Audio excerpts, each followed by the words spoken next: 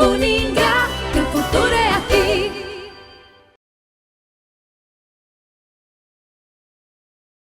Olá pessoal, sejam bem-vindos à nossa aula 2 da unidade 4, a última unidade aí, para a gente poder encerrar aí com chave de ouro, né? Sobre conceitos da administração. Sou o professor Eider Jefferson Gonçalves, estou trabalhando essa disciplina com vocês. Bom, continuando aí, né, a unidade 4, nós estamos falando das organizações e do processo administrativo.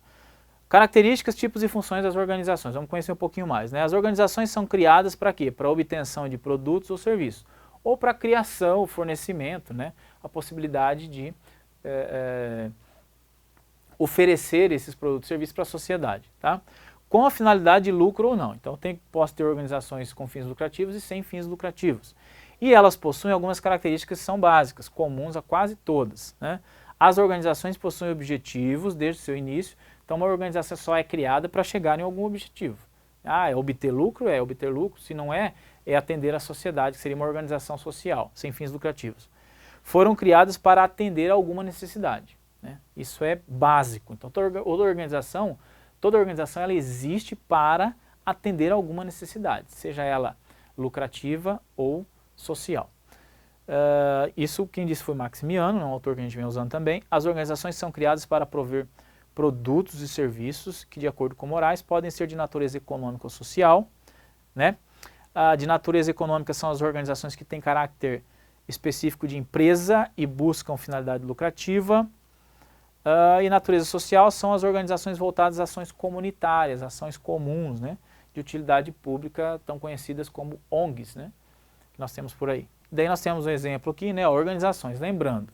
Então, exemplos de organizações que nós temos que ajudaram a evoluir, né, ao crescimento da administração, a Igreja Católica, né, que é uma organização bastante formal, né, que tem uma estrutura bastante exemplar, e as organizações militares também, que contribuíram muito para a questão de hierarquia, dentro das empresas. Que mais, né? Então, segundo Maximiano, as organizações estão representadas aí por 3 tipos.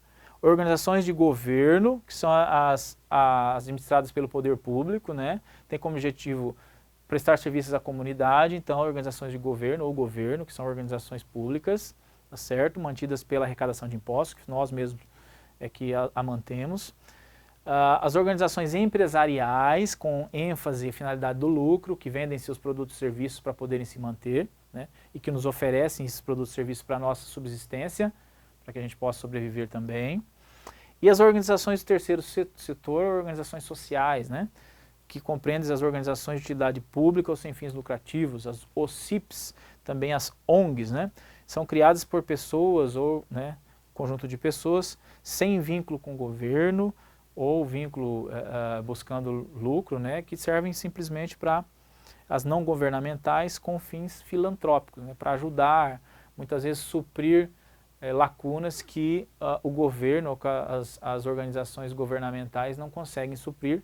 As ONGs surgem para suprir essas necessidades. Independente da sua natureza ou tamanho, as organizações possuem 3 níveis hierárquicos. Então aqui os níveis hierárquicos dentro das organizações também, isso é bem básico e importante, né? É o nível institucional, conhecido como nível estratégico, é o nível estratégico, tático e operacional. Nível institucional estratégico corresponde ao nível mais alto, mais elevado, composto pelos diretores e proprietários, topo da pirâmide.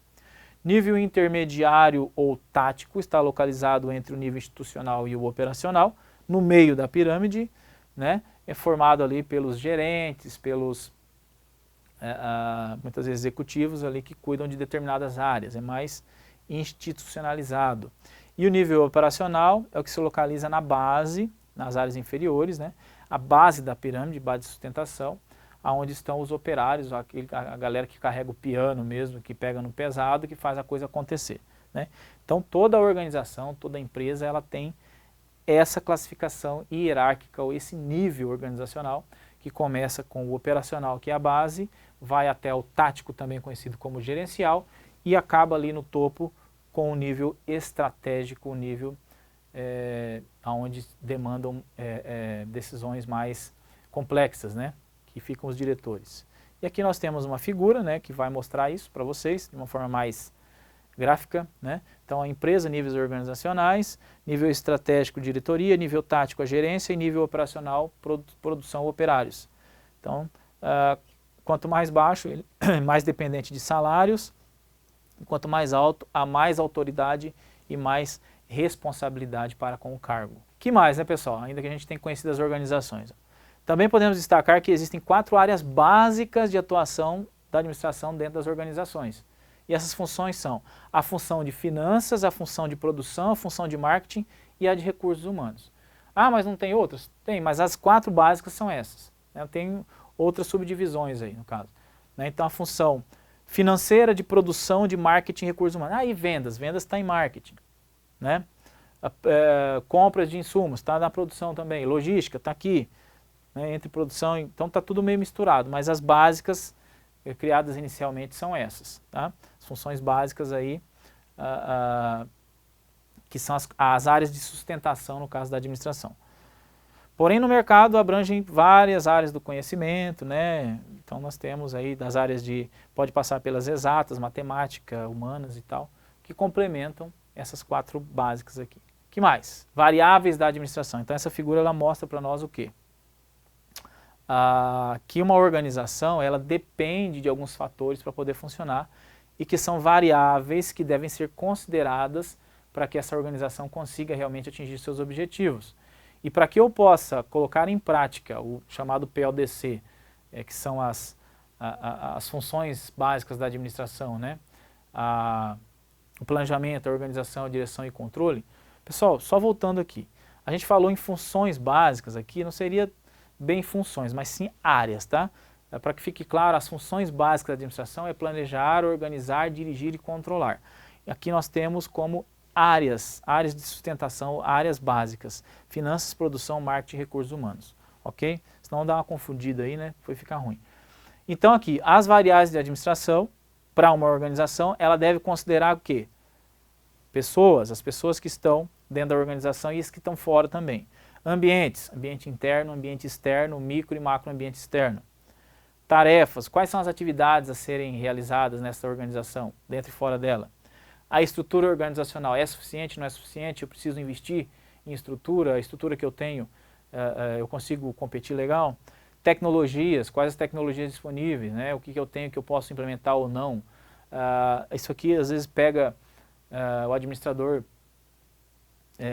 despreparado, né? Muitas vezes ele quer adquirir uma tecnologia que ele não conhece, a tecnologia acaba atrapalhando a administração. Então você tem que conhecer tecnologia.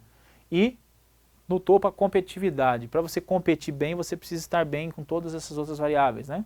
Como é que eu vou competir com o meu concorrente, eu vou ser melhor que o meu concorrente em um processo administrativo, se eu não tenho as pessoas certas na minha empresa, na minha organização, se eu não tenho um ambiente favorável, eu não conheço um ambiente competitivo, se eu não sei as tarefas ou atividades corretas a serem realizadas, eu não tenho estrutura física suficiente, não tenho estrutura tecnológica e não tenho tecnologias também, o meu concorrente tem melhores tecnologias. Então, a competitividade ela se envolve com todos e a organização está no centro de todas essas variáveis que devem ser consideradas para que a administração realmente aconteça da melhor forma possível.